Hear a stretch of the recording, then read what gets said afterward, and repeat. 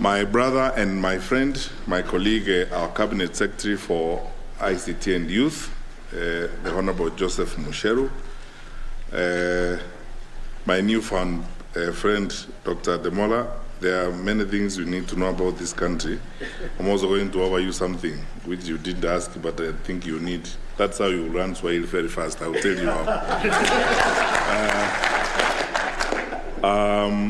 My colleagues from across the public sector who are here, our Secretary for Internal Security, Mr. Njega, Bwana Kalua, Kevin Badi, the leader of the BodaBoda Association of Kenya, Bwana Njau from NTSA, my colleagues from the National Police Service who are here, officials of BodaBoda, my brothers and sisters from the BodaBoda sector. It gives me great pleasure to be here.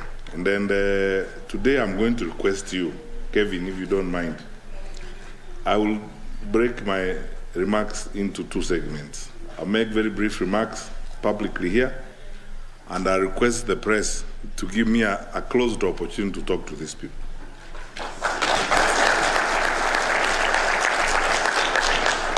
We are here today to demonstrate to all of you that reforming the BodaBoda sector is a critical public policy decision the government has already made.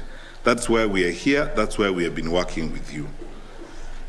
And all those things that my brother Joe Musheru has said are testimony to the fact that we truly understand and we are alive to the fact that this is a critical sector of our economy. As I've asked it several times before, which government will play games with over 2.5 million of its citizens who are engaged in economic activity? I mean, we will probably be the most foolish government on earth. And we are not, you know we are not. We are a smart government led by a very serious person. And you know our president. You know how much our president spends on Kenya's young people. And you know how our president is so dedicated and committed to ensuring that our young people do well, they have a place in society. I can speak about that alone until the cows come home. Since the history of this country was written at independence when we began, this is the first president to appoint young people as assistant ministers to cabinet to be trained to become ministers. If you look at a lot of people that the president has appointed across the board, when people are telling you on the campaign trail, oh, we will appoint young people, the president has already done that. He has appointed so many young people across the board who are working. Zach Kinuthia, who has been our assistant minister of foreign affairs. You know Joe Musheru is assistant minister, Maureen Mbaka. You have seen that young, brilliant doctor, Mercy Mwangangi, our assistant minister for health. And our president has already done that. They're just going to improve and move forward on what our president has already done. We are focused and determined to reform the BodaBoda sector. And I am happy that today we are all here as leaders from across the country to ensure that we work together hand in hand for the noble cause of reforming the BodaBoda sector. And we are going to do it together. I am so happy that we are now entering a very useful and lifelong covenant that you and us will work together to fully reform the BodaBoda sector. And because of that, I have said this before to Kevin, and I'm saying it again. Now I want to ask Mr. Njega, our Secretary for Internal Security, you will take the register of these officials and today, before the close of business today, share that register with all the regional commissioners and county commissioners.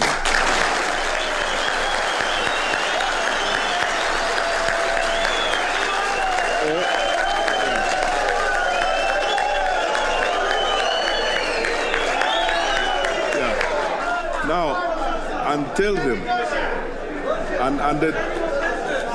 and tell the regional commissioners, the county commissioners, and the deputy county commissioners that we want them to work with these people and continuously work together with them And that structure goes all the way to the sublocations. So from this day forward, for the days that the president will retain me on this assignment, when I arrive in a county and I start having a meeting with the county security team led by the county commissioner, the officials of this organization should also be there.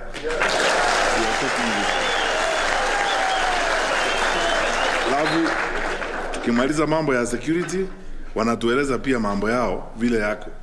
They ask us questions, we answer them. We are confident government. There is nothing to hide.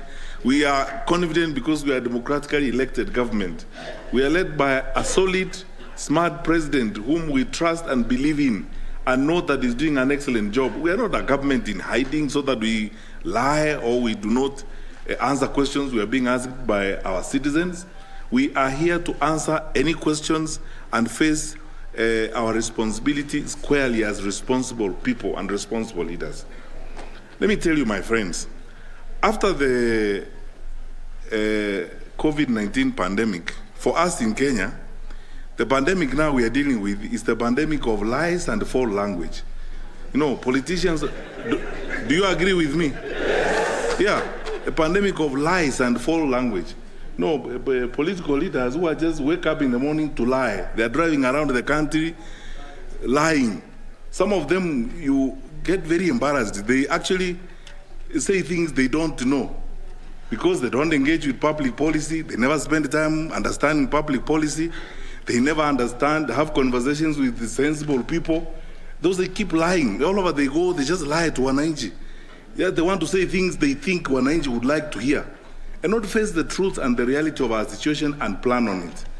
Then they plan the moon. They just bandy figures around, you know. Or they look at you and say, you, I will give you 100 billion. Then they meet the next group down there, you, I'll give you 150 billion. Then they meet another one and they say, you, actually, you look very nice, I'll give you 200 billion. And the other way and so on. No plan, nothing. My brothers and sisters, this country belongs to all of us equally. So let us be responsible and reform this sector. And in reforming this sector, what I like about this meeting is the honesty and the sincerity with which your leaders are speaking. That this affects all of us. You know, when someone comes and says, oh, the government wants to nyanyasa BodaBoda people, I ask the question, which government will ignore 2.5 million of its citizens? What we want to do is reform this sector so that it's actually beneficial to all of us. Because, and this is my second point, it takes leadership and courage to do the right thing.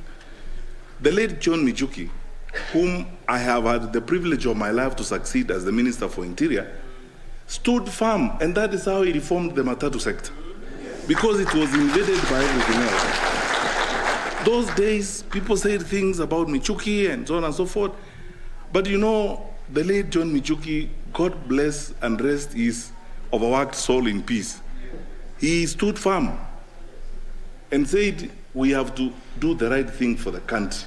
That's how Matatus formed SACCOs. Now, these days, actually, I was telling Jau the other day, my friend here from NTSA, that for the last 4 or 5 years, we have almost forgotten mass bus accidents because the Matatus and the buses have organized themselves so well. They're training their drivers. They are even giving us new ideas on how to do certain things. The other day when we were fighting COVID-19, it was easier to work with the public transport sector because they were organized in SACCOs. And the Minister for Transport, my colleague James Macharia, would call them to a room, sit down with them, take decisions together with them because they are organized. That is exactly what we want to do in the BodaBoda sector. Organize you. Because how do we work with you when you are not organized, when you are chaotic? It's a fact of life that where wonderful work is going on like you are doing, there are going to be other people who will try to take advantage of our sector and trying to interfere with our businesses. I have given this example, and I am not shy to give it again to you. When we met at KICC the other day, as I was walking out of KICC, one of you gave me a note and told me, CS, read this note when you get back to the office. I read the note. What the note was saying is that, Mr. CS, please do not be discouraged Be courageous enough as you have always been, and let us reform this sector, because those of us who are genuine and who are depending on this sector to make ends meet are going to suffer if this sector is not organized. Then he said, for me, for example, I am a student in one of our universities, and the people who are paying my scholarship had challenges during COVID. They are now not even able to pay for me, and I am an orphan. Now I depend on this to be able to pay my tuition so that I can complete my classes. I am in arrears in my university. I actually face a real threat of being thrown out of school. So the reorganization of this sector means a lot to me. And if there's anything you can do, I'll be very grateful.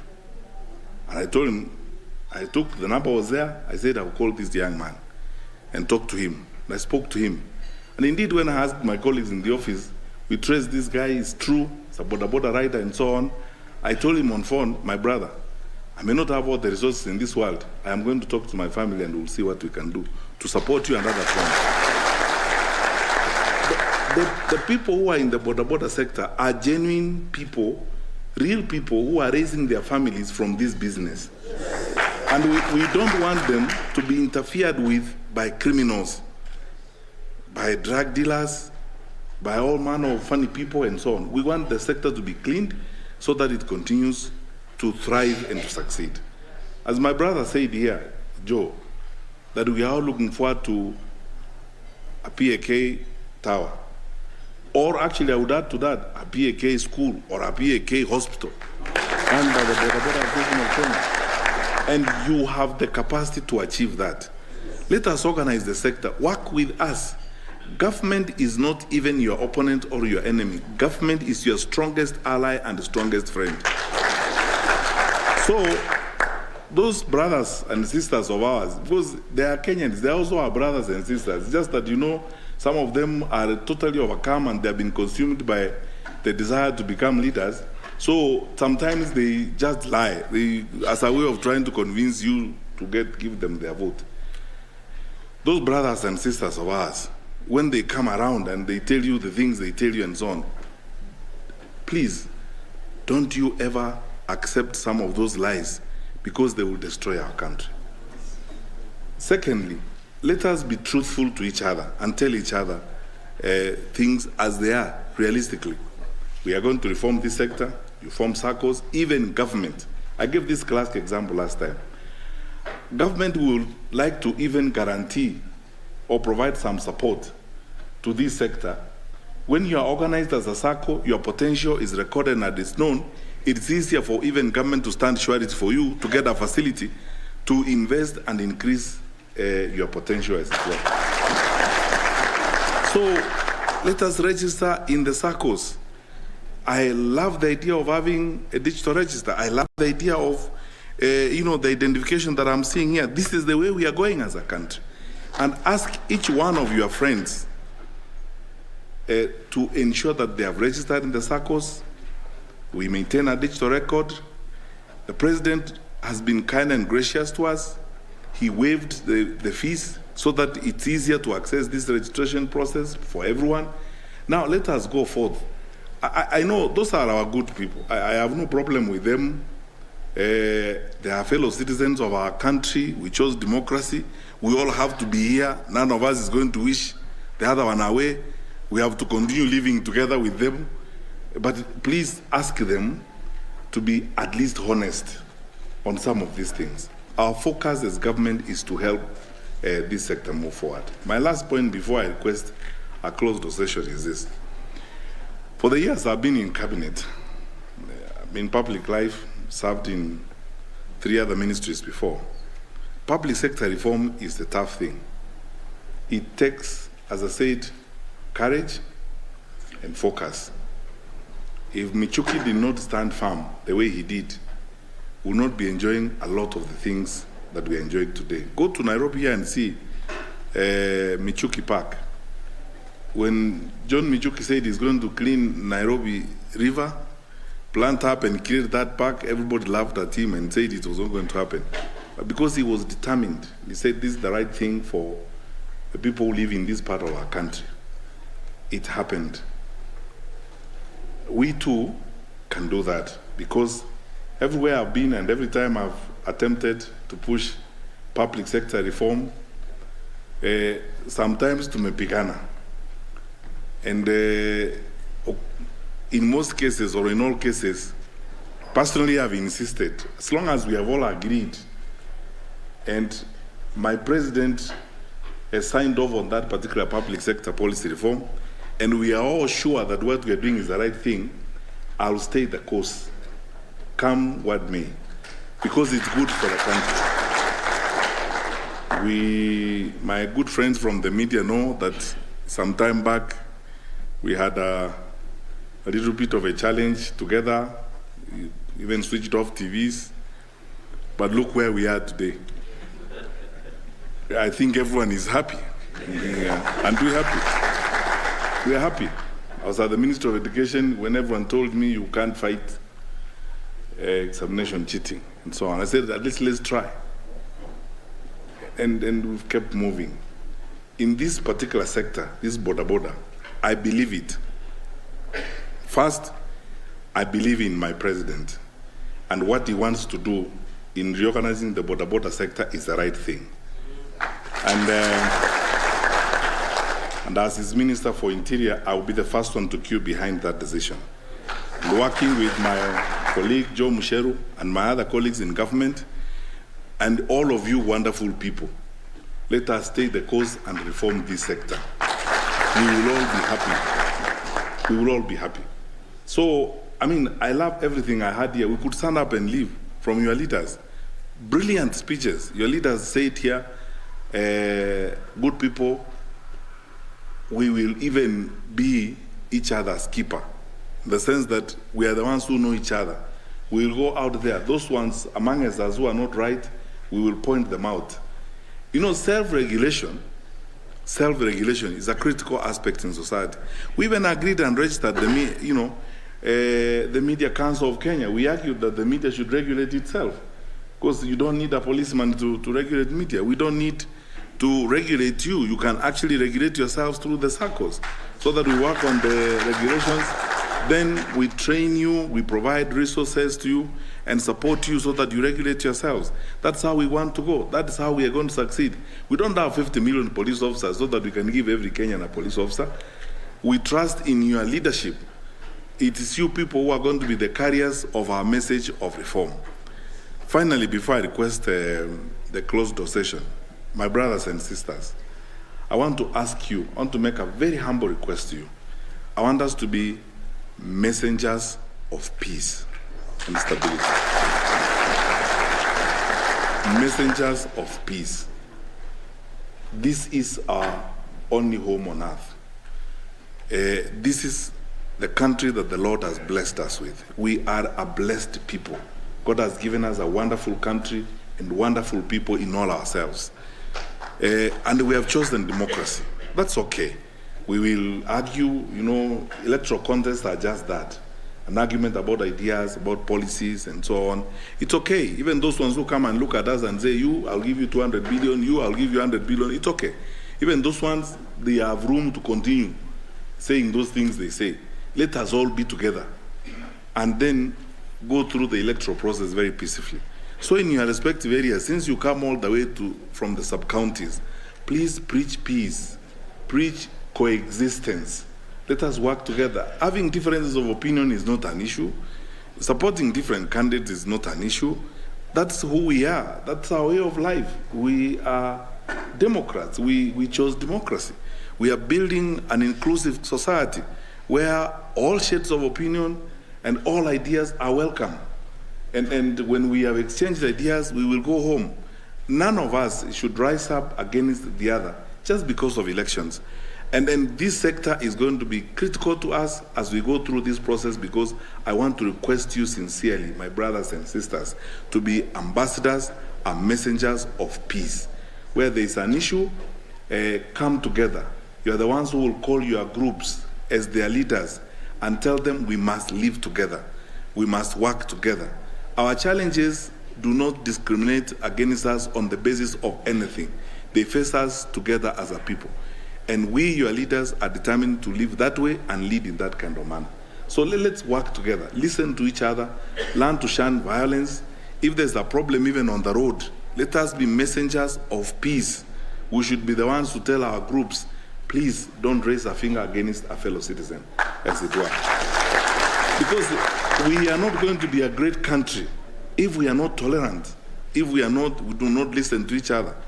And we are not going to be a great country if we do not speak to each other and take each other's views into account and so on. So let us accept that process of talking to each other, and when campaigns come, let us listen to each other and ensure that we are very peaceful. Our undertaking as government is that we will support the IEBC to hold free and fair elections. It is the IEBC that conducts elections, not us.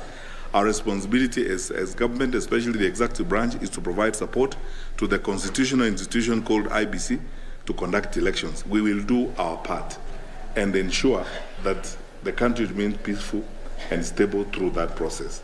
Now, I would request you, if you don't mind, especially our friends from the media, Nixon, if I could have a 5-minute closed-door session, and I know it's a gentleman who wants to raise up a point. My brother, be patient. I'll give you an opportunity. We are here. I came here to answer your question. I will answer your question. I will not leave before I answer your question. There's a proposal to give you helmet which are graded for the president and the AG and yourself. Okay. It's good for me. I'm told before they leave, I need to get my own helmet.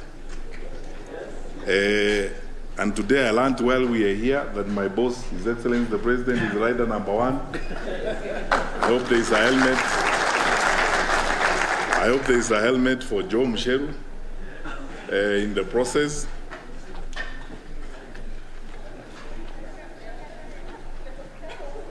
So which one do we start with? Yeah, for His Excellency. All right. Yeah.